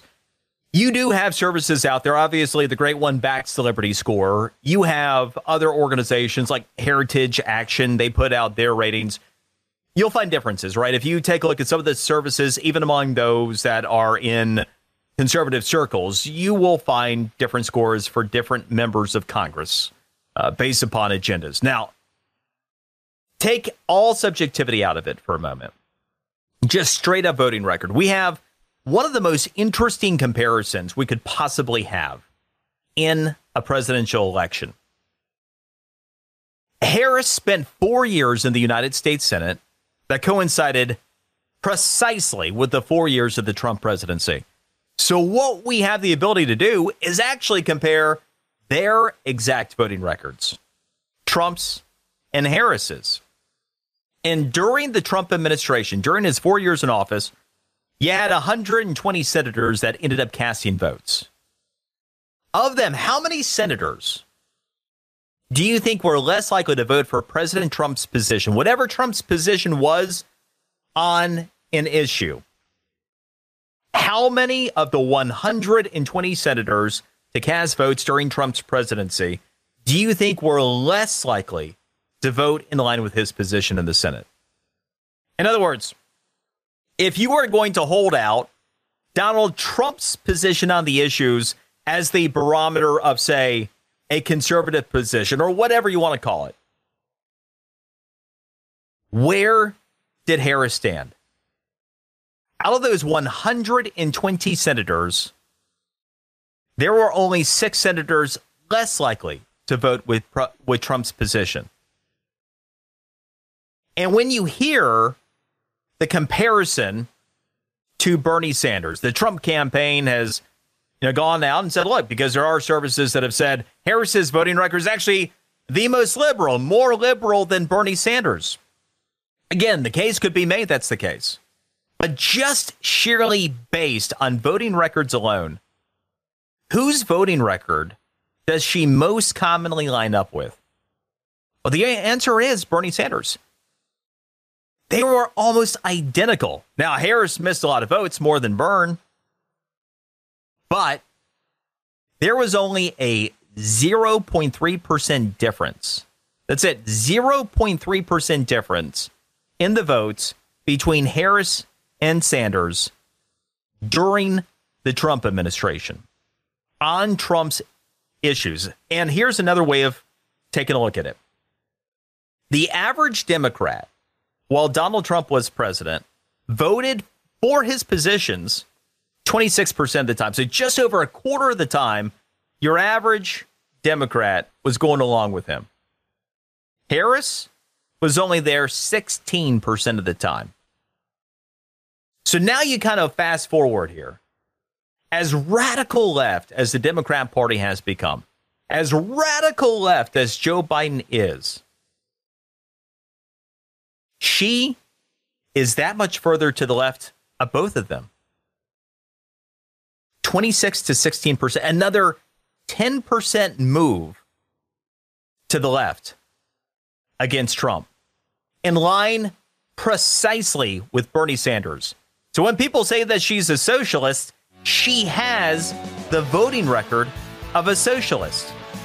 She has about as Marxist of a voting record as you could have had during the 4 years of the Trump administration. There's never been a greater division between the two top-tier presidential candidates than this election. Brian Mudd in for Mark Levin.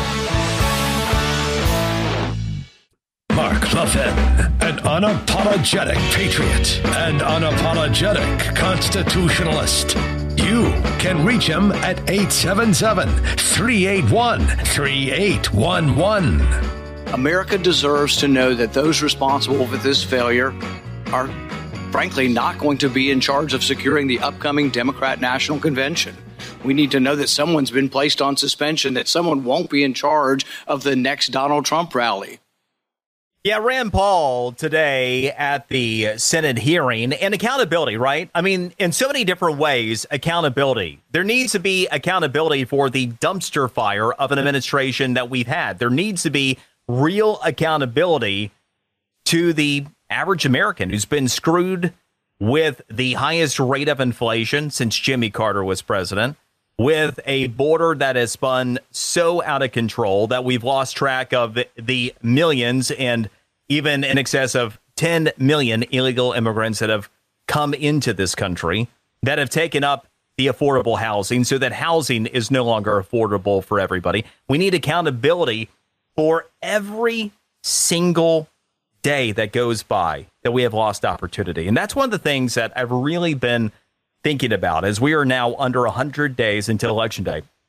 The news cycle is ridiculous, right? Breakneck speed of major news events. And so it's so easy to lose track of time. I mean, you take a look at the calendar, and on Thursday, it's August. As of today, we only have 98 days before Election Day in what is the most consequential election cycle of our lives. And I was just talking about Kamala Harris's voting record in the Senate.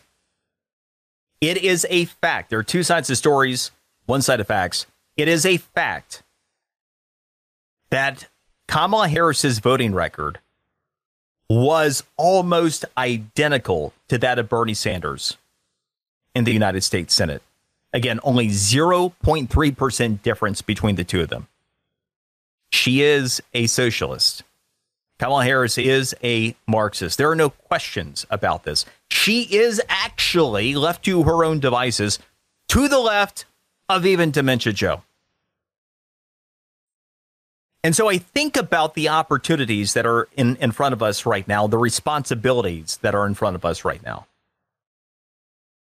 So here we are with pretty much our country as founded, hanging in the balance, our quality of life, to the extent that it still exists, hanging in the balance, the future of our kids, that's all hanging in the balance here.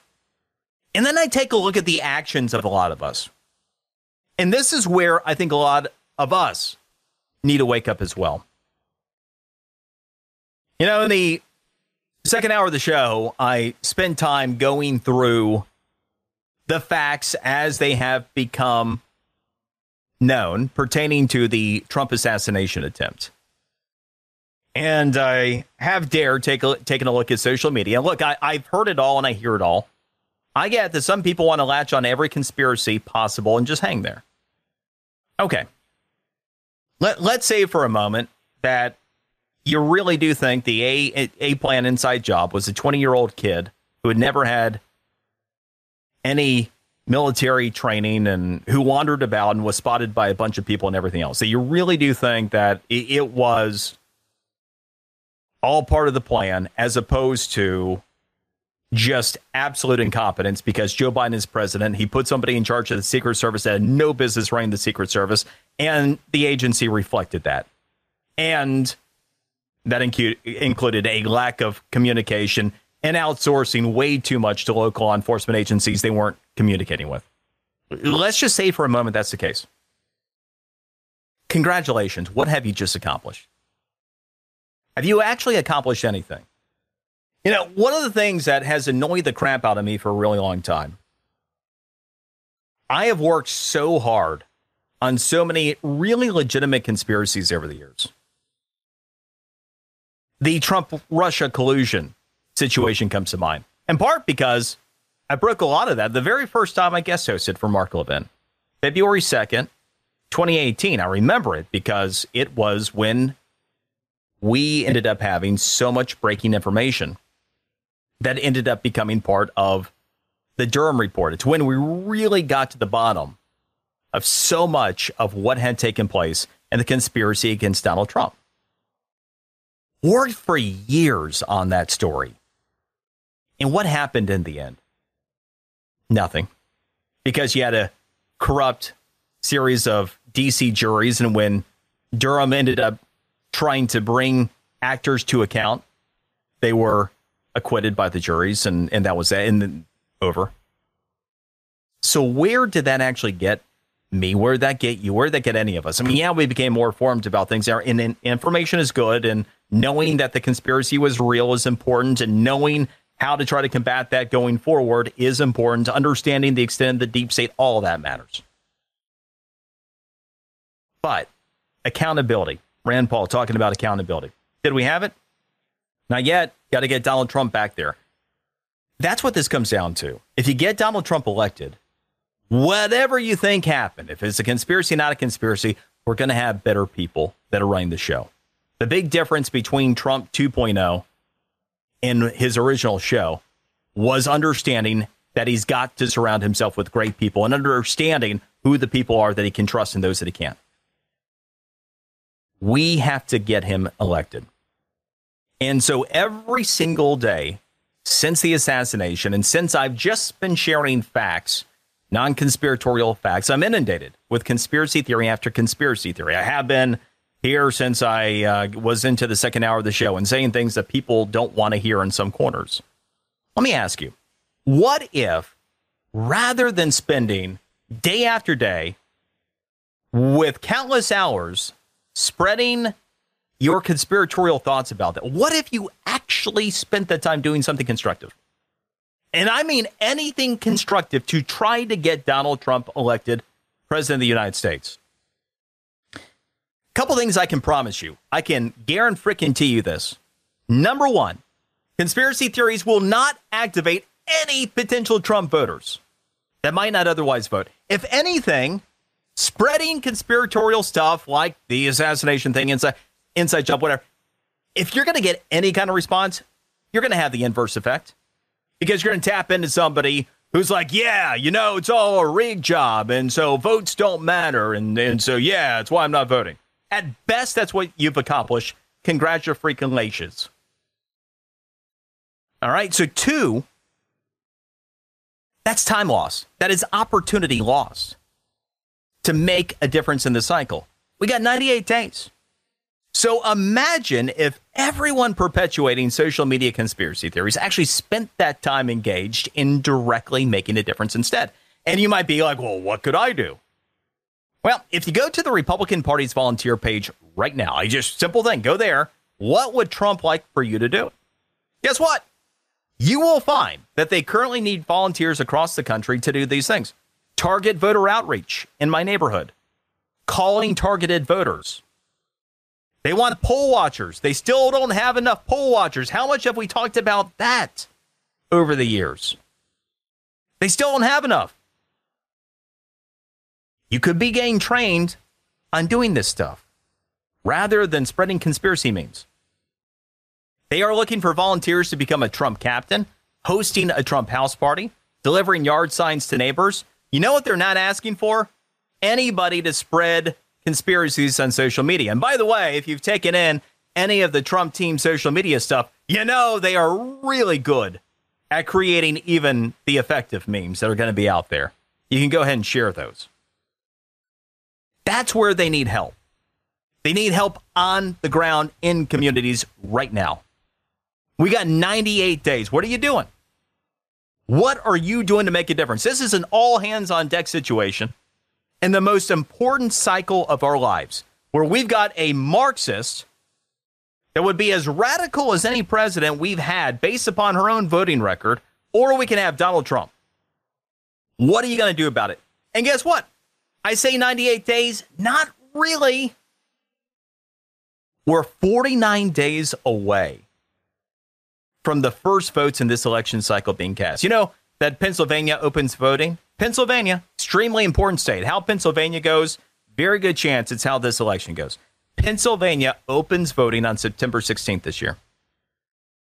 September 16th. We've got under 50 days before there actually votes cast in one of the single most important states. Just 4 days later, you got 3 other states that start voting. Virginia's one of them. Another super important state. So right now it's go time. It's go time to make a difference in this election. Volunteering, training takes some time. Something that we are quickly running out of if you really want to do what you can do to make a difference to help Trump save America. And what I think about a lot of times with the opportunity cost of what we are doing with our time.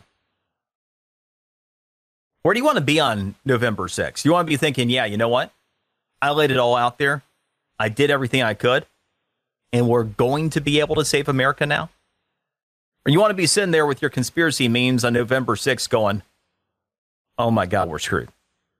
How'd this happen? Right? I mean, this is real this time.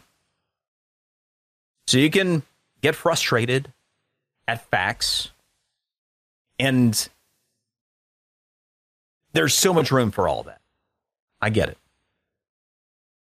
But that's lost opportunity, and you're not going to accomplish anything by doing it. If anything, again, will not be helpful to the cause. Let's go to David in Brooklyn. David, welcome to the show.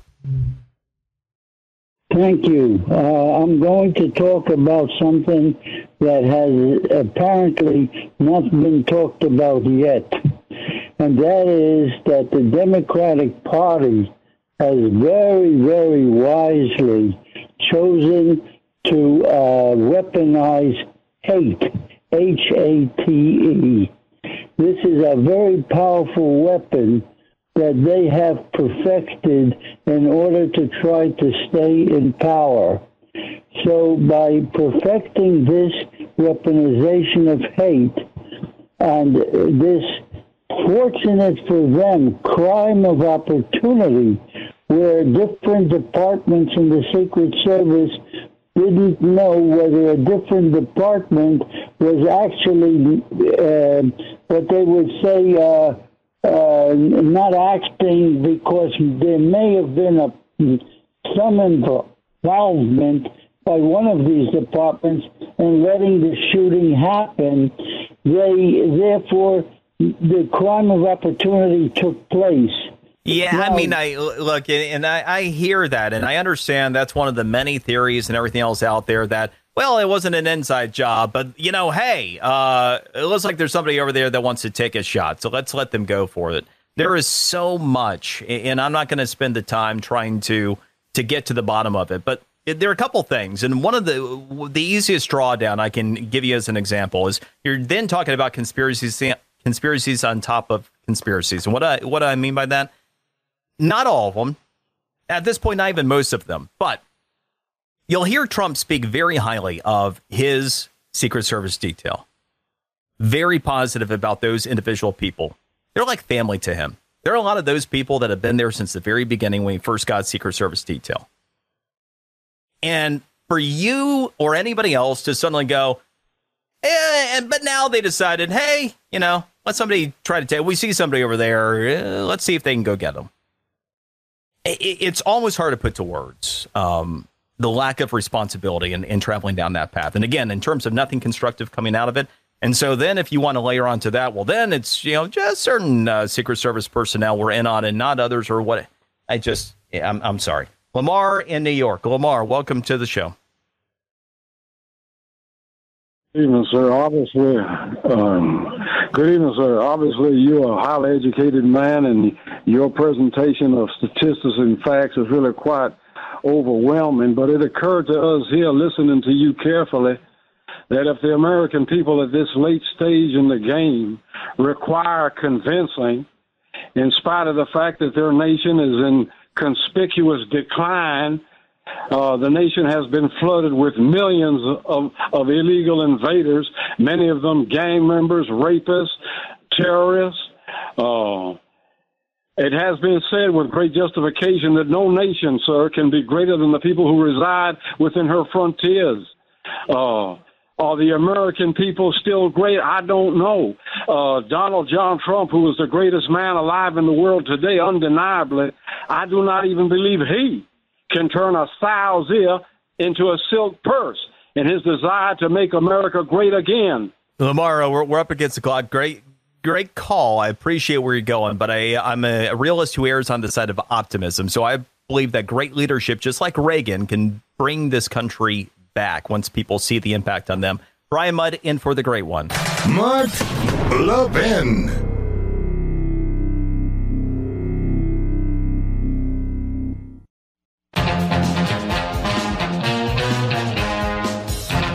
Well, it doesn't hurt my feelings. Look, the price of admission, meaning the price of getting to serve the people of this country, is the Democrats are going to attack us with everything that they have. I think it's an honor. Yeah, isn't that the truth? J.D. Vance, that was his response to being called weird, because, Kamala Harris, the fun and, effervescent and the person that we really get excited about, cackling Kamala. He's weird. JD's weird. Trump's weird. They're weird people, So that was JD's response. Yes. They're not going to give an inch. And the they is the godless souls and slanderous news media. The left. They're not going to give an inch. And so we've got to do what we can do to help save America. It's as simple as that. Do want to leave you with a little bit of information here that I think is instructive. I always love studying history, taking a look at trends. History often repeats itself, right? Well, if you take a look, Gallup has surveyed party ID. In other words, if you take a look at leaners, they'll ask, are you a Republican or a Democrat? And then they push people who say, well, I'm an independent. Fact of the matter is most people who say they are independents are not independents. There are only statistically about 8% of people that truly are like, I don't really know where I stand on things. I really could go any way one election to the next. 92% of people reliably lean in one direction or another. And so Gallup pushes people and then they get these trends. They've done it for over 20 years now. They started in 2004. What we saw on Election Day 2016 was that Democrats held a 3-point party ID advantage over Republicans. On Election Day 2020, Democrats likewise held a 3-point advantage, according to Gallup's party ID. Where are we today? Gallup, just released yesterday, shows Republicans up 6. We are seeing a huge turnaround over where we've been. In fact, the highest Republicans have ever been for a presidential election, they were even with Democrats. There is room for optimism here. Have a great one. Mark's back tomorrow. Brian Mudd, been a pleasure.